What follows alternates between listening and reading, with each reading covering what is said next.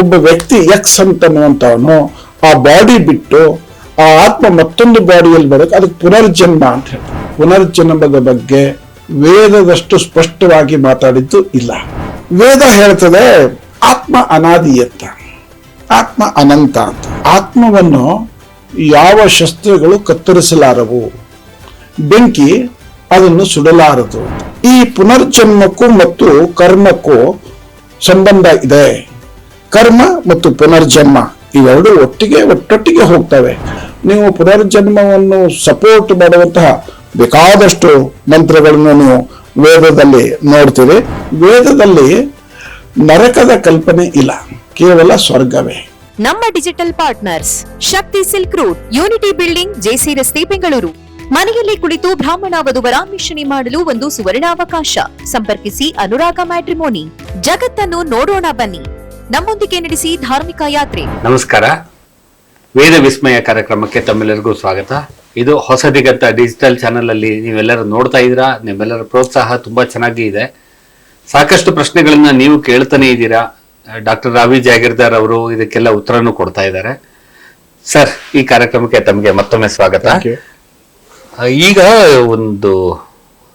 ಈ ಕಾರ್ಯಕ್ರಮ ಶುರುವಾದಾಗಿಂದಲೂ ನಮಗೆ ಸಾಕಷ್ಟು ಪ್ರಶ್ನೆಗಳು ಬರ್ತಾ ಇದೆ. ಅದರಲ್ಲಿ ಒಂದು ಪ್ರಶ್ನೆ ಮೇಜರ್ ಆಗಿ ಇದ್ದೇ ಇದೆ, ನಾನು ಇಷ್ಟ ದಿನ ಕೇಳಕ್ಕಾಗಿರ್ಲಿಲ್ಲ. ಅದು ಸರ್, ಈ ಪುನರ್ಜನ್ಮ ಅನ್ನೋದಿದೆಯಲ್ಲ, ಇದು ಔಟ್ ಆಫ್ ದ ಟಾಪಿಕ್ ಏನಲ್ಲ. ಇದು ನಾನು ಅದು first out of the topic ಏನೋ ಅನ್ಕೋತಾ ಇದ್ದೆ, ಹಾಗಾಗಿ ಕೇಳಿರ್ಲಿಲ್ಲ. ವೇದಗಳಿಗೂ ಅದಕ್ಕೂ ಏನ್ ಸಂಬಂಧ ಇರುತ್ತೆ ಅಂತ. ವೇದಗಳಲ್ಲಿ ಪುನರ್ಜನ್ಮದ ಬಗ್ಗೆ ಏನಾರ ಇದೆಯಾ ಸರ್? ಇದು ಖಂಡಿತ ಔಟ್ ಆಫ್ ಟಾಪಿಕ್ ಅಲ್ಲ. ಸಮಗ್ರ ವೈದಿಕ ಸಾಹಿತ್ಯ ಈ ಜನ್ಮ, ಪುನರ್ಜನ್ಮ, ಕರ್ಮ ಇವೆಲ್ಲನೂ ಸೇರಿಸಿ ಬಹಳ ವಿಶದವಾಗಿ, ಬಹಳ ಸ್ಪಷ್ಟವಾಗಿ ಮತ್ತು ಬಹಳ ಪ್ರಬಲವಾಗಿ ಈ ಪುನರ್ಜನ್ಮದ ವಿಷಯವನ್ನು ಪ್ರತಿಪಾದಿಸುತ್ತದೆ. ಬಹುಶಃ ನನ್ನ ತಿಳುವಳಿಕೆಯ ಪ್ರಕಾರ ಪ್ರಪಂಚದ ಯಾವುದೇ ಸಾಹಿತ್ಯ ಆಗಲಿ, ಯಾವುದೇ ವೇದಾಂತ ಮಾರ್ಗ ಪದ್ಧತಿ ಆಗಲಿ, ಯಾವುದೂ ಕೂಡ ಪುನರ್ಜನ್ಮದ ಬಗ್ಗೆ ವೇದದಷ್ಟು ಸ್ಪಷ್ಟವಾಗಿ ಮಾತಾಡಿದ್ದು ಇಲ್ಲ. ವೇದ ಹೇಳ್ತದೆ ಆತ್ಮ ಅನಾದಿ ಅಂತ, ಆತ್ಮ ಅನಂತ ಅಂತ. ಬಹುಶಃ ನೀವು ಭಗವದ್ಗೀತೆ ಬಂದಾಗ 2ನೇ ಅಧ್ಯಾಯದ 23ನೇ ಶ್ಲೋಕ ನಿಮಗೆ ನೆನಪಿರಬಹುದು. ನೈನಂ ಚಿಂದಂತಿ ಶಸ್ತ್ರಾಣಿ ನೈನಂ ದಹತಿ ಪಾವಕಾಹ ಅಂತಂದ್ರೆ ಆತ್ಮವನ್ನು ಯಾವ ಶಸ್ತ್ರಗಳು ಕತ್ತರಿಸಲಾರವು, ಬೆಂಕಿ ಅದನ್ನು ಸುಡಲಾರದು ಅಂತ. ಈಗ ಬೇಸಿಕಲಿ ಆತ್ಮ ಅಂದ್ರೆ ಚೈತನ್ಯ, ಒಂದು ಶಕ್ತಿ, ಒಂದು ಮಹಾಶಕ್ತಿ ಇದೆ. ಅದರಿಂದ ಹೊರಗೆ ಬಂದಂತಹ ಒಂದು ಕಿಡಿ ಅಥವಾ ಒಂದು ತುಣುಕು ಅಥವಾ ಒಂದು ಧಾರೆ, ಒಂದು ಹನಿ ಅಂತ ಏನ್ ಬೇಕಾದ್ನ ಹೇಳ್ಬೋದು. ಸೊ ಹಾಗಾಗಿ ಈ ಆತ್ಮ ಪಯಣ ಮಾಡ್ತಾ ಇರುತ್ತೆ. ಒಂದ್ಸರಿ ಅಲ್ಲಿ ಮೂಲದಿಂದ ಬಂದ ಮೇಲೆ ಅನೇಕ ಹಂತಗಳನ್ನು ದಾಟ್ತಾ ಹೋಗಿ ಮತ್ತೆ ಅದರ ಜೊತೆಗೆ ಸೇರ್ಬೇಕು. ಅದರ ನಡುವೆ ಅನೇಕ ಅನುಭವಗಳು, ಈ ಪ್ರಕಟ ಜಗತ್ತಿನ ಜೊತೆಗೆ ಸಂಪರ್ಕ ಬಂದು ಅದರದೆಲ್ಲ ಅನುಭವ ಪಡಿಬೇಕು ಅದು. ಸೊ ಅದು ಈ ಅನುಭವ ಪಡೆಯುವಂತಹ ಒಂದು ಏನು ಪಯಣ ಇದೆ, ಇದರ ಮಧ್ಯದಲ್ಲಿ ಘಟ್ಟ ಇರುತ್ತೆ. ಯಾಕಂದ್ರೆ ಈ ಆತ್ಮ ಅಥವಾ ಈ ಶಕ್ತಿ ತಾನು ಅನುಭವ ಪಡಿಬೇಕಾದ್ರೆ ಅದಕ್ಕೊಂದು ಶರೀರ ಇರಬೇಕು. ಆ ಶರೀರದ ಶಕ್ತಿ ಮುಗಿಯುವವರೆಗೂ ಆತ್ಮ ಅಲ್ಲಿದ್ದ ಶರೀರದ ಮೂಲಕ ಎಲ್ಲ ಅನುಭವವನ್ನು ಪಡೀತದೆ. ಯಾವಾಗ ಈ ಶರೀರ ಆ ಆತ್ಮದ ಅನುಭವ ಪಡೆಯುವಿಕೆಗೆ ಸಪೋರ್ಟ್ ಮಾಡೋದಿಲ್ಲ ಅಂತ ಅನಿಸುತ್ತೆ, ಅದಕ್ಕೆ ಆಧಾರ ಆಗಿರಲ್ಲ ಅಂತ ಅನಿಸುತ್ತೆ, ಆ ಸಮಯಕ್ಕೆ ಇದು ಆತ್ಮ ಏನ್ ಮಾಡುತ್ತೆ, ಈ ಶರೀರವನ್ನು ಬಿಟ್ಟು ಹೋಗಿ ಮತ್ತೊಂದು ಶರೀರವನ್ನು ಸೇರ್ಕೊಳ್ಳುತ್ತೆ. ಸೊ ಹೀಗೆ ಈ ಒಬ್ಬ ವ್ಯಕ್ತಿ ಎಕ್ಸ್ ಅಂತನ್ನುವಂತವನು ಆ ಬಾಡಿ ಬಿಟ್ಟು ಆ ಆತ್ಮ ಮತ್ತೊಂದು ಬಾಡಿಯಲ್ಲಿ ಬರೋಕೆ ಅದಕ್ಕೆ ಪುನರ್ಜನ್ಮ ಅಂತ ಹೇಳ್ತಾರೆ. ಅದಕ್ಕೋಸ್ಕರ ಭಾರತದಲ್ಲಿ ಇವನ್ ಬೌದ್ಧ ಧರ್ಮದಲ್ಲಿಯೂ ಕೂಡ ಈ ಸಾವನ್ನು ಶೋಕ ಅಂತ ತಿಳ್ಕೊಳ್ಳಲ್ಲ. ಸಾವು ಒಂದು ಸೆಲೆಬ್ರೇಷನ್.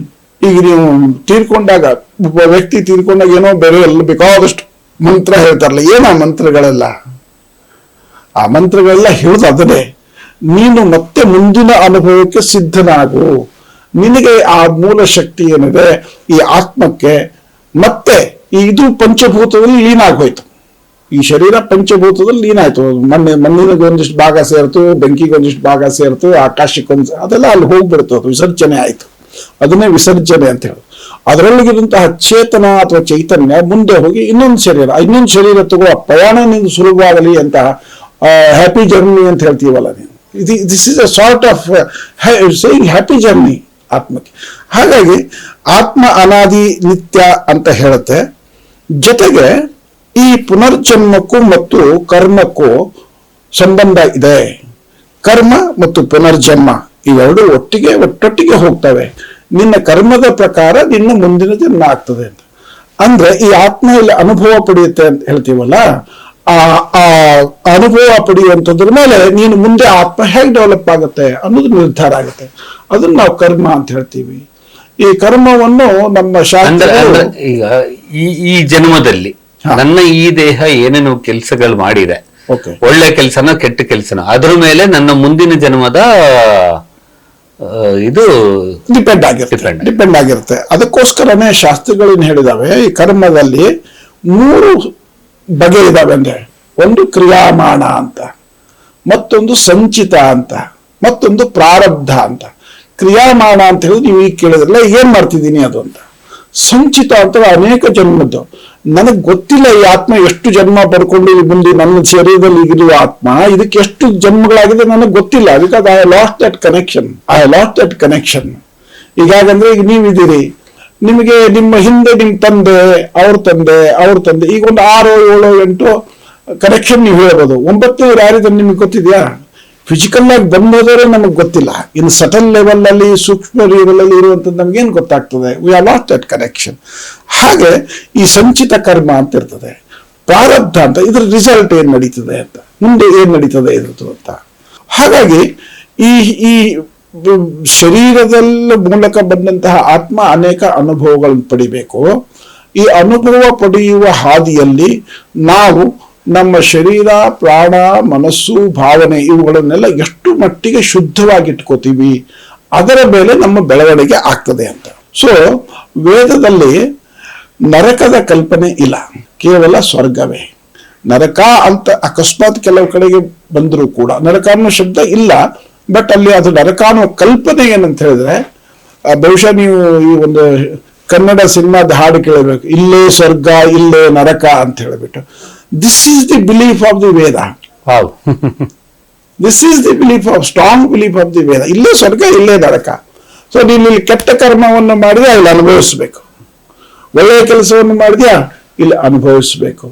ಇಲ್ಲಿ ಅನುಭವಿಸದೇ ಇರೋದು ಆ ಕೆಲಸ, ಆ ಕರ್ಮ ಮುಂದೆ ಒಳ್ಳೆಯದು ಕೂಡ ಕ್ಯಾರಿ ಆಗುತ್ತೆ, ಕೆಟ್ಟದ್ದು ಕೂಡ ಕ್ಯಾರಿ ಆಗುತ್ತೆ. ಆ ಒಳ್ಳೇದು ಯಾಕೆ ಕ್ಯಾರಿ ಆಗುತ್ತೆ ಅಂತ ಅನ್ನೋದಕ್ಕೆ ಒಬ್ರು ಡಾಕ್ಯುಮೆಂಟ್ ಮಾಡಿದ್ದಾರೆ. ಒಬ್ರು ಅಮೆರಿಕನ್ ಸಾಹಿತಿ ಹೆಸರು ನೀವು ಕೇಳಿದ್ರೆ ಎಡ್ಗರ್ ಕೈಸಿ ಅಂತ. ಎಡ್ಗರ್ ಕೈಸಿ ಅನ್ನೋರು 80th ಡಿಕೇಡ್ ಅಲ್ಲಿ 80ನೇ ದಶಕದಲ್ಲಿ ಇರಬಹುದು ಒಂದು ಪುಸ್ತಕ ಬರೆದಿದ್ರು, ಮೇನಿ ಮ್ಯಾನ್ಷನ್ಸ್ ಅಂತ. ಹಲವು ಮಜಲುಗಳು ಸ್ತರಗಳು ಅಂತ ಹೇಳಿ. ಅದರಲ್ಲಿ ಅವರು ಹಿಂದಿನ ಜನ್ಮದಲ್ಲಿ ಒಳ್ಳೆಯದವ್ರು ಮಾಡಿದ್ದು ಈಗ ಹೆಂಗೆಲ್ಲ ಅನುಭವಿಸ್ತಾ ಇದ್ದಾರೆ ಅಂತ ಬರಿತಾ ಹೋಗಿ ಒಂದು ಉದಾಹರಣೆ ಕೊಡ್ತಾರೆ. ಈಗ ನಾನು ಹೇಳ್ತೀನಿ 80ರಲ್ಲಿ ಇದ್ದಂಥವ್ರು ಒಬ್ಬ ಹೆಣ್ಮಗಳು ಒಂದು ಯಾವುದೋ ಒಂದು ಈ ನಿಮ್ದು ಮಾಡೆಲಿಂಗ್ ಅಂತ ಹೇಳ್ತೀವಲ್ಲ, ವಸ್ತುಗಳದ್ದು ಪ್ರಚಾರ ಮಾಡುವಂಥದ್ದು. ಅವಳು ಆ ಕೈಗಳ ಸೌಂದರ್ಯ, ಅವಳ ಕೈಗಳು ಎಷ್ಟು ಸುಂದರವಾಗಿರ್ತಾವೆ ಅಂದ್ರೆ ಅವಳ ಕೈಗಳನ್ನು ಬಳಸಿ ಅನೇಕ ಅಡ್ವರ್ಟೈಸ್ಮೆಂಟ್ ಕಂಪನಿಗಳು ಈ ನೇಲ್ ಪೇಂಟಿಂಗ್ ಇರ್ಬೋದು ಅಥವಾ ಈ ತರದ ಆಭರಣಗಳು ಅದನ್ನೆಲ್ಲ ಪ್ರಚಾರ ಮಾಡೋದಕ್ಕೆ ಅವ್ರ ಕೈಗಳನ್ನು ಬಳಸ್ಕೋತಾರಂತೆ. ಅವಳದು ಜೀವನ ಹುಡುಕ್ತಾ ಹೋದ್ರೆ ಹಿಂದಿನ ಜನ್ಮದಲ್ಲಿ ಅವಳು ದಾದಿ ಆಗಿದ್ದಂತೆ, ನರ್ಸ್ ಆಗಿ ತುಂಬಾ ನಿಷ್ಠೆಯಿಂದ, ತುಂಬಾ ಪ್ರಾಮಾಣಿಕವಾಗಿ, ತುಂಬಾ ಆಸಕ್ತಿಯಿಂದ ಕೆಲಸ ಮಾಡಿದ್ರು. ಸೊ ಆ ಕೈಗಳು ಅಷ್ಟು ಪುಣ್ಯ ಸಂಚಯ ಮಾಡಿಬಿಟ್ಟು ಈ ಕಾಲದಲ್ಲಿ they had become the biggest asset. ಇಡೀ ಪ್ರಪಂಚದಲ್ಲಿ ಯಾರ ಕೈಗಳು ಆಗಿದ್ದೆ ಇವತ್ತು ಬಿಗ್ ಅಸೆಟ್. ಅವಳು ಮಲ್ಟಿಮಿಲಿಯನರ್ ಆಗಿದೆ ಜೀವನದಲ್ಲಿ. ಇಂಥದ್ದು ಅನೇಕ ಉದಾಹರಣೆಗಳು ಬರ್ತವೆ. ಸೊ ಹಾಗಾಗಿ ನಾವು ಯಾವಾಗಲೂ ಸಾತ್ವಿಕ ಕೆಲಸಗಳನ್ನೇ ಮಾಡ್ತಾ ಹೋಗ್ಬೇಕು. ಈಗ ಅನೇಕರು ಈ ಪುನರ್ಜನ್ಮ ಮತ್ತು ಕರ್ಮದ ವಿಷಯವನ್ನು ಪ್ರಸ್ತಾಪ ಮಾಡಿದಾಗ ಅನೇಕರು ಒಂದು ಮಾತು ಹೇಳ್ತಾರೆ, ಈ ದೇವರನ್ನು ಪಡಿಬೇಕಾದ್ರೆ ಒಳ್ಳೇದನ್ನೇ ಮಾಡಬೇಕಾದ್ರೆ ನಾವು ಕೆಟ್ಟದ್ದು ನಾವು ಯಾಕೆ ಮಾಡ್ಬೇಕು, ಅವ್ನು ನೋಡ್ಲಿಕ್ಕೆ ಆಗಲ್ವಾ ಅಂತ. ತುಂಬಾ ಜನ ಪ್ರಶ್ನೆಗೆ, ಅವನು ದೇವರು ಅಂತ ನೀವು ಇದ್ದಿದ್ರೆ ಅವನಿಗೆ ಒಳ್ಳೇದೇ ಆಗ್ಬೇಕು ಅಂತಿದ್ದಿದ್ರೆ ಯಾಕೆ ಕೆಲವ್ರ ಕಡೆಯಿಂದ ಕೆಟ್ಟದ್ದು ಮಾಡಿಸ್ತಾನೆ? ಈ ಅನೇಕರು ತುಂಬಾ ಜನ ದೊಡ್ಡ ಫಿಲಾಸಫರ್ಸ್ ಎಲ್ಲ ಒಂದು ವಿಷಯ ಹೇಳ್ತಾರೆ. ಈಗ ಜಿಡ್ಡು ಕೃಷ್ಣಮೂರ್ತಿ ಇರ್ಬೋದು, ಶ್ರೀ ಅರವಿಂದ್ ಅವರು ಇರ್ಬೋದು, ರಮಣ ಮಹರ್ಷಿಗಳು ಇರ್ಬೋದು, ರಾಮಕೃಷ್ಣ ಪರಮಹಂಸರು ಇರ್ಬೋದು. ಅವರೆಲ್ಲ ಏನ್ ಹೇಳ್ತಾರೆ ಅಂತ ಹೇಳಿದ್ರೆ, ಈ ಪ್ರಕೃತಿ ಅಥವಾ ಈ ದೇವರು ಅಥವಾ ವಿಶ್ವಶಕ್ತಿ ಅಂತ ಏನಿದೆ, ಅದಕ್ಕೆ ನಮ್ಮ ಮೇಲೆ ಎಷ್ಟರ ಮಟ್ಟಿಗೆ ಕಂಟ್ರೋಲ್ ಇರುತ್ತೆ ಅಂತಂದ್ರೆ, ಒಂದ್ಸರಿ ಅದು ಮಾಡಿ ಬಿಟ್ಬಿಟ್ಟಿದೆ, ಒಂದೇನೋ ಒಂದು ಶಕ್ತಿಯನ್ನು ಬಿಟ್ಬಿಟ್ಟಿದೆ, ಅದ್ರ ಕೆಲಸ ಮುಗಿದೋಯ್ತು. ಆ ನಂತರ ಆ ಶಕ್ತಿ ಮತ್ತೇನಾಗ್ತದೆ ಅದರ ಹಣೆ ಬರ. ಈಗ ನೀವು ಒಂದು 2 ವೀಲರ್ ಕೊಂಡ್ಕೋತೀರಿ, ಒಂದು ಕಂಪನಿ ಅದನ್ನ ಮ್ಯಾನುಫ್ಯಾಕ್ಚರ್ ಮಾಡುತ್ತೆ. ಮ್ಯಾನುಫ್ಯಾಕ್ಚರ್ ಮಾಡಿದ್ಮೇಲೆ ಅದು ನಿಮ್ದಾಯ್ತು. ಆದ್ರೆ ಕಂಪನಿಗೆ ಏನೋ ಅದ್ರ ಮೇಲೆ ಇದು ಇಲ್ಲ ಅಂತೀರಾ, ಹೇಳಿಕ್ಕಾಗಲ್ಲ. Because it has manufactured. ಅದ್ರ ಮೇಲೆ ನೀವು ಹೀರೋ ಹೊಂಡಾನೋ TVS ಇನ್ಯಾವುದೋ ಬಜಾಜೋ ಒಂದು ಬೋರ್ಡ್ ಅಂತ ಹಾಕೊಂಡಿರ್ತೀರಿ. ಅಷ್ಟರ ಮಟ್ಟಿಗೆ ಅದ್ರದ್ದು ಹೋಲ್ಡು ಕಂಟ್ರೋಲ್ ಇದೆ. ಬಟ್ ಇಲ್ಲಿ ಬಂದ ಮೇಲೆ ನೀವು ಅದನ್ನು ವೀಲಿಂಗು ಮಾಡ್ತೀರಿ, ನೀವು ಮಡ್ನೊಳಗೂ ತಗೊಂಡು ಹೋಗ್ತೀರಿ, ಏನ್ ಬೇಕಂತೂ ಮಾಡ್ಬೋದು. ಒಂದು ಸ್ಟ್ಯಾಂಡರ್ಡ್ ನಿಮ್ಗೆ ಏನ್ ಕೊಟ್ಟಿರ್ತಾರೆ, ನಿಮ್ಗೆ 50 ಕಿಲೋಮೀಟರ್ ಕನ್ಸಂಪ್ಷನ್, ಒಂದು ಲೀಟರ್ 50 ಬರ್ಬೇಕಾ ಸ್ಟ್ಯಾಂಡರ್ಡ್ ನಾರ್ಮ್ಸ್ ಅನ್ನು ಕೊಟ್ಟಿರ್ತಾರೆ. How many of us follow the standard rules ಕೇಳ್ತೀರಾ? ಅಥವಾ ಅದನ್ನೆಲ್ಲ ಮಾಡ್ಲಿಕ್ಕೆ ಸಾಧ್ಯ ಇದೆಯಾ? ಏನು ಟ್ರಾಫಿಕ್ ಇಲ್ಲದ ಜಾಗದಲ್ಲಿ ಒಂದೇ ರೀತಿ ಎಕ್ಸಲೇಟರ್ ಕೊಡ್ಕೊಂಡು ಒಂದೇ ರೀತಿಯಲ್ಲಿ ಬ್ರೇಕ್ ಹಾಕಿ ಮಾಡಿದ್ರೆ ಐಡಿಯಲ್ ಕಂಡೀಷನ್, ಅದು ಮಾಡ್ಲಿಕ್ಕೆ ಸಾಧ್ಯ ಇದೆ. ಹಾಗೆ ಜನ್ಮ ಕೊಡುವ ಪ್ರಾಣಿ, ಪಕ್ಷಿ, ಮನುಷ್ಯ ಇದ್ರೂ ಕೂಡ ಅವೆಲ್ಲವೂ ಕೂಡ ಅಲ್ಲಿ ಏನು ಮೂಲ ಸೋರ್ಸ್ ಬಂದ್ರೆ ಅಷ್ಟು ಕಂಟ್ರೋಲ್ ಇದೆ. ಉಳಿದಂತೆ ನಾವು ಮಾಡ್ತಾ ಹೋಗ್ತೀವಿ. ಈಗ ಒಂದು ಮನೆಯಲ್ಲಿ ಒಬ್ರು ತಾಯಿ ಇದ್ದಾರೆ, 5 ಜನ ಮಕ್ಕಳಿದ್ದಾರೆ, ಎಲ್ಲ ಒಂದೇ ತರ ಇರ್ತಾರ? ಒಂದೇ ತಾಯಿಯೇ ಗರ್ಭದಲ್ಲಿ ಜನಿಸಿದಂತಹ ಮಕ್ಕಳು. ಒಬ್ಬ ಡಾಕ್ಟರ್ ಆಗ್ತಾನೆ, ಒಬ್ಬ ಇಂಜಿನಿಯರ್ ಆಗ್ತಾನೆ, ಒಬ್ಬ ಕೆಲಸಕ್ಕೆ ಬಾರದವನಾಗ್ತಾನೆ, ಮತ್ತೊಬ್ಬ ಪ್ರೊಫೆಸರ್ ಆಗ್ತಾನೆ, ಏನೋ ಆಗ್ಬೋದು. ಇದೆಲ್ಲ ಆಯ್ತು, ಅದು ಧರ್ಮ. ಈಗ ಶಕ್ತಿ ಅಂದ್ರೆ ಹೇಗಂತ ಹೇಳಿದ್ರೆ, ಅದು ಯಾವಾಗಲೂ ಶಕ್ತಿನೇ. ಈಗ ನೀರು ತಗೊಳ್ಳಿ, ಸಮುದ್ರದಲ್ಲಿ ಅಷ್ಟು ದೊಡ್ಡದು ವಿಶಾಲವಾಗಿದ್ರು ಅದು ನೀರೇ.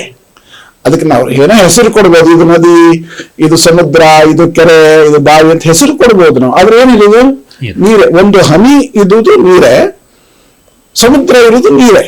ಆಮೇಲೆ ನಾವೇನೋ ಹೆಸರು ಕೊಡ್ಬೋದು ಅದಕ್ಕೆ.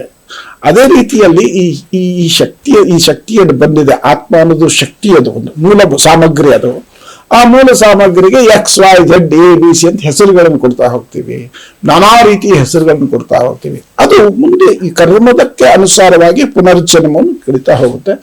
ನೀವು ಪುನರ್ಜನ್ಮವನ್ನು ಸಪೋರ್ಟ್ ಮಾಡುವಂತಹ ಬೇಕಾದಷ್ಟು ಮಂತ್ರಗಳನ್ನು ನೀವು ವೇದದಲ್ಲಿ ನೋಡ್ತೀರಿ. ಒಂದು ಮಂತ್ರದಲ್ಲಿ, ಋಗ್ವೇದದ ಒಂದು ಮಂತ್ರದಲ್ಲಿ ಅಲ್ಲಿ ಋಷಿ ಪ್ರಾರ್ಥನೆ ಮಾಡ್ತಾನೆ, ಹೇ ದೇವ ನನಗೆ ಪುನಃ ಕಣ್ಣುಗಳನ್ನು ಕೊಡು, ಹೇ ದೇವ ಪುನಃ ನಾನು ಸೂರ್ಯನನ್ನು ನೋಡುವಂತಾಗಲಿ, ಹೇ ದೇವ ಪುನಃ ನನಗೆ ಪ್ರಾಣವನ್ನು ಅನುಗ್ರಹಿಸು. ವಾಟ್ ಡಸ್ ಇಟ್ ಮೀನ್ ಅಂದ್ರೆ, ನನಗೆ ಪುನರ್ಜನ್ಮ ಇರುವುದು ಅಂತ ಆತ್ಮಕ್ಕೆ ಚೆನ್ನಾಗಿ ಗೊತ್ತು.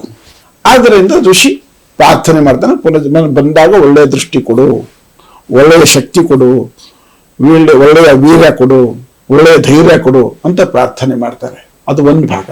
ಎರಡನೇದು, ಪುನರ್ಜನ್ಮಕ್ಕೆ ಸಂಬಂಧಪಟ್ಟ ಹಾಗೆ ನೀವು ವೇದದ ಕಾನ್ಸೆಪ್ಟ್ ನೋಡ್ತಾ ಹೋದ್ರೆ, ಈ ವೇದದಲ್ಲಿ ಪುರಾಣಗಳಲ್ಲಿ ಕಥೆಗಳಲ್ಲಿ ಇವೆಲ್ಲ ಬರುತ್ತಲ್ಲ, ಏನಂತಂದ್ರೆ ನೋಡಿ, ಮನೆಗಳಲ್ಲಿ ಸಾಂಪ್ರದಾಯಿಕವಾಗಿ ಹೇಳ್ತಾರೆ, ಏನಂತ ಹೇಳಿದ್ರೆ, ನೀನ್ ಏನೋ ಮಾಡಿದ್ರೆ ಏನೋ ಆಗ್ತೀಯಾ ಅಂತ.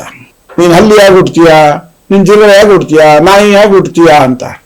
ಅದರ ಅರ್ಥ ನೀನು ಹಲ್ಲಿ, ನಾಯಿ, ಜಿರಳೆ ಆಗ್ತೀಯಂತಲ್ಲ ಫಿಸಿಕಲಿ, ಆ ಸ್ವಭಾವ ನಿನಗೆ ಬರುತ್ತೆ ಅಂತ. So there is no question, backward journey ಇಲ್ಲ ವೇದದಲ್ಲಿ. ಏನಿದ್ರು ನೀವು ಈ ಜನ್ಮದಲ್ಲಿ ಪಡೆದಂತಹ ಅನುಭವಗಳಿಂದ ನಿಮ್ಮ ಇದು ಆನ್ವರ್ಡ್ ಜರ್ನಿ, ಅಸೆನ್ಷನ್ ಅಂದ್ರೆ ಮೇಲಕ್ಕೆ ಹೋಗುವಂತದ್ದು ಇದೆ, ಆರೋಹಣ ಇದೆ, ಅವರೋಹಣ ಇಲ್ಲ. ಆರೋಹಣ ಆಗಬೇಕು. ಮನುಷ್ಯನಿಂದ ಅತಿ ಮನುಷ್ಯ, ಅತಿ ಮನುಷ್ಯನಿಂದ ಮಹಾಮನುಷ್ಯ, ಮಹಾಮನುಷ್ಯನಿಂದ ಸುಪ್ರಮಾನಸ. ಹೀಗೆ ಶ್ರೀ ಅರವಿಂದ ಒಂದು ಕಡೆ ಹೇಳ್ತಾರೆ, whether you involve in the ಸಾಗದ or not, you are going to progress. ಆದರೆ ನೀವು ಪ್ರಯತ್ನ ಪಟ್ಟರೆ ಬಹಳ ಬೇಗ ಅದನ್ನು ಪಡಿತೀರಿ, ಆದ್ರಿಂದ ಪ್ರಯತ್ನ ಪಡುವಂತ. ಹಾಗಾಗಿ ವೇದದಲ್ಲಿ ಬ್ಯಾಕ್ವರ್ಡ್ ಇಲ್ಲ. ಮನುಷ್ಯನಾದವನು ಮತ್ತೆ ಹಲ್ಲಿ, ನಾಯಿ, ಹಾವು ಆಗುವಂತ ಪ್ರಶ್ನೆ ಇಲ್ಲ. ಅಲ್ಲಿ ಏನಂತ ಹೇಳಿದ್ರೆ, ಆ ಸ್ವಭಾವದವರಾಗ್ತೀರಿ ಅಂತ. ನೀವು ಯಾವಾಗಲೂ ಎಲ್ಲಾರ ಜೊತೆಗೂ ಜಗಳ ತೆಗಿತೀರ, ಮುಂದಿನ ಇದರಲ್ಲಿ ನಾಯಿ ಆಗ್ತಿ ಅಂದ್ರೆ ಅರ್ಥ ನಾಯಿ ತರದ್ದು ಸ್ವಭಾವ ನಿನ್ನಲ್ಲಿ ಜಾಸ್ತಿ ಆಗುತ್ತೆ ಅಂತ. ಅದಕ್ಕೆ ವೇದದ ತುಂಬಾ ಎಲ್ಲ ಈ ಕರ್ಮ ಮತ್ತು ಪುನರ್ಜನ್ಮವನ್ನು ಒಟ್ಟಿಗೆ ಸೇರಿಸಿ ಹೇಳಿದ್ದಾರೆ. ಮತ್ತು ವೇದದ ಕರೆ ಏನು ಅಂತ ಹೇಳಿದ್ರೆ, ಜನ್ಮಕ್ಕೆ ಸಂಬಂಧಪಟ್ಟಾಗೆ ನೀನು ಒಳ್ಳೆಯದನ್ನು ಚಿಂತನೆ ಮಾಡು, ಒಳ್ಳೆಯ ಕೆಲಸವನ್ನು ಮಾಡು. ನಾನು ಮುಂದಿನ ಜನ್ಮದಲ್ಲಿ ಈ ಜನ್ಮದಲ್ಲಿ ಏನಾಗ್ತದೆ, ಮತ್ತು ನಾವು ಈ ಲೈಫನ್ನು ಹ್ಯಾಕ್ ತಿಳ್ಕೋಬೇಕು ಅಂತ ಹೇಳಿದ್ರೆ ಆತುರತೆ ಇರಬಾರದು ಅಂತ ಹೇಳುತ್ತೆ ವೇದ. ಯಾಕೆ ಆತುರತೆ ಇರಬಾರ್ದು ಅಂದ್ರೆ, ನಮಗೆ ಪುನರ್ಜನ್ಮದಲ್ಲಿ ನಂಬಿಕೆ ಇದೆ ಅಂತ. ಅಂದ್ರೆ ನಾನೇನು 50 ವರ್ಷನೋ 100 ವರ್ಷನೋ ಬದುಕ್ತೀನಿ, ಆಯ್ತು ಈ ದೇಹ ಹೋಗುತ್ತೆ, ಆದ್ರೆ ಶಕ್ತಿ ಮತ್ತೊಂದು ದೇಹ ತಗೊಂಡು ಸಾಧನೆ ಮುಂದೆ ನಡೆಸುತ್ತಲ್ಲ. ಹಾಗಾಗಿ ಜೀವನದಲ್ಲಿ ನೀನು ಆತುರ ಪಡಬೇಡ. ಯಾವಾಗಲೂ ನಾವು ಅಚಾತುರ್ಯ ಮಾಡೋದು ಯಾವಾಗ? ಜೀವನದಲ್ಲಿ ಆತುರ ಪಟ್ಟಾಗ. ಅದಕ್ಕೆ ಹೇಳ್ತಾರೆ, something done in a hurry causes you worry ಅಂತ ಹೇಳ್ತಾರೆ. ಇನ್ನೊಂದು ಮಾತು ಹೇಳ್ತಾರೆ, ಶಾರ್ಟ್ ಕಟ್ ಇರಬಾರ್ದು ಅಂತ. Shortcut will cut you short ಅಂತ.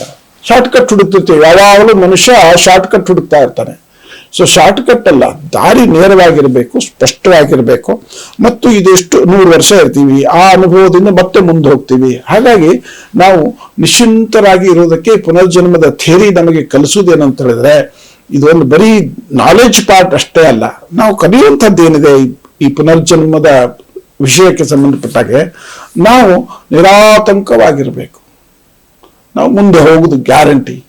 ಒಂದು ಕಾನ್ಫಿಡೆನ್ಸ್ ಇರಬೇಕು, ವಿಶ್ವಾಸ ಇರಬೇಕು, ಸ್ಥೈರ್ಯ ಇರಬೇಕು. ಈ ಸ್ಥೈರ್ಯ, ಧೈರ್ಯ, ವಿಶ್ವಾಸ ಎಲ್ಲ ಯಾಕೆ ಬರ್ತವೆ ಅಂದ್ರೆ, ಈ ಪುನರ್ಜನ್ಮದ ಕಾನ್ಸೆಪ್ಟ್ ಅನ್ನು ವೇದ ನಂಬ್ತದೆ. ಆದ್ದರಿಂದ ಆ ಕಾನ್ಫಿಡೆನ್ಸ್ ಪಡೆಯೋದು ನಾವು ಈ ಮುಡಿಯೋದಕ್ಕೋಸ್ಕರ ಪುನರ್ಜನ್ಮದಲ್ಲಿ ಹೆಚ್ಚು ಅಧ್ಯಯನ ಮಾಡಬೇಕು, ವಿಶ್ವಾಸ ಇಡಬೇಕು. ಇಲ್ಲಿ ಅಪನಂಬಿಕೆಗೆ ಪ್ರಶ್ನೆನೇ ಇಲ್ಲ. ನಿಮಗೆ ಬೇಕಾದಷ್ಟು ಉದಾಹರಣೆಗಳು ಸಿಗ್ತವೆ, ಇಲ್ಲಿ ಇದೆಯೋ ಇಲ್ಲ, ಅದು ಡಿಬೇಟ್ ವಿಷಯನೇ ಅಲ್ಲ ಅಂತ ನಾನು ಹೇಳ್ತಿದ್ದೀನಿ. ಇದು ಬಹಳ ಮುಖ್ಯವಾಗಿ ಒಂದು ನಂಬಿಕೆಯ ವಿಷಯ. ಮತ್ತು ಋಷಿ ಮುನಿಗಳು ಅವತ್ತಿಂದ ಅನುಭವಿಸಿ ಬರೆದಿದ್ದಾರೆ. ಆದ್ರಿಂದ ನಾವು ಇವತ್ತಿಗೂ ಕೂಡ ಈ ಪುನರ್ಜನ್ಮ ಇದೆ ಅನ್ನೋದನ್ನು ಚೆನ್ನಾಗಿ ವೇದಗಳು ನಂಬುತ್ತವೆ ಅಂತ ಚೆನ್ನಾಗಿ ಮಾಡಿ, ನಮ್ಮ ವಾಣಿಯಲ್ಲಿ, ನಮ್ಮ ಸಂಕಲ್ಪದಲ್ಲಿ, ನಮ್ಮ ಕ್ರಿಯೆಯಲ್ಲಿ ಯಾವಾಗಲೂ ಒಳ್ಳೆಯದನ್ನೇ ಅಂದ್ರೆ ಒಳ್ಳೆಯದನ್ನೇ ಬಯಸು, ಒಳ್ಳೆಯದನ್ನೇ ಮಾಡು, ಒಳ್ಳೆಯದನ್ನೇ ಮಾತನಾಡ್ತಾ ಇದ್ರೆ ನಮ್ಮ ಜೀವನ ಇನ್ನಷ್ಟು ಅಭಿವೃದ್ಧಿ ಆಗುತ್ತೆ. ಅದು ವೇದದ ಕರೆನೂ ಕೂಡ ಹೌದು. ಧನ್ಯವಾದಗಳು ಸರ್. ವೀಕ್ಷಕರೇ, ಸಾಕಷ್ಟು ನಮ್ಮ ಪ್ರಶ್ನೆಗಳು, ಅದರಲ್ಲೂ ಸ್ಪೆಷಲಿ ಪುನರ್ಜನ್ಮದ ಬಗ್ಗೆ ನಮ್ಮ ಪ್ರಶ್ನೆಗಳಿಗೆ ತುಂಬಾ ಚೆನ್ನಾಗಿ ವೇದಗಳಲ್ಲಿ ಏನ್ ಹೇಳಿದೆ ಅನ್ನೋದನ್ನ ಡಾಕ್ಟರ್ ರಾವಿ ಜಾಗೀರ್ದಾರ್ ಅವರು ನಮಗೆ ತಿಳಿಸಿದ್ದಾರೆ. ಸೊಸೈಟಿಗೆ ಒಳ್ಳೇದಾಗದು ಏನಾದ್ರು ಮಾಡು, ಒಟ್ಟಲ್ಲಿ ಅದು ಸಮಾಜಕ್ಕೆ ಒಳ್ಳೇದಾಗಿರ್ಬೇಕು, ಒಳ್ಳೆ ಕೆಲಸಗಳನ್ನ ಮಾಡಿ ಅನ್ನೋದನ್ನ ವೇದ ಹೇಳಿದೆ ಅನ್ನೋದನ್ನ ನಮಗೆ ತಿಳಿಸ್ಕೊಟ್ಟಿದ್ದಾರೆ.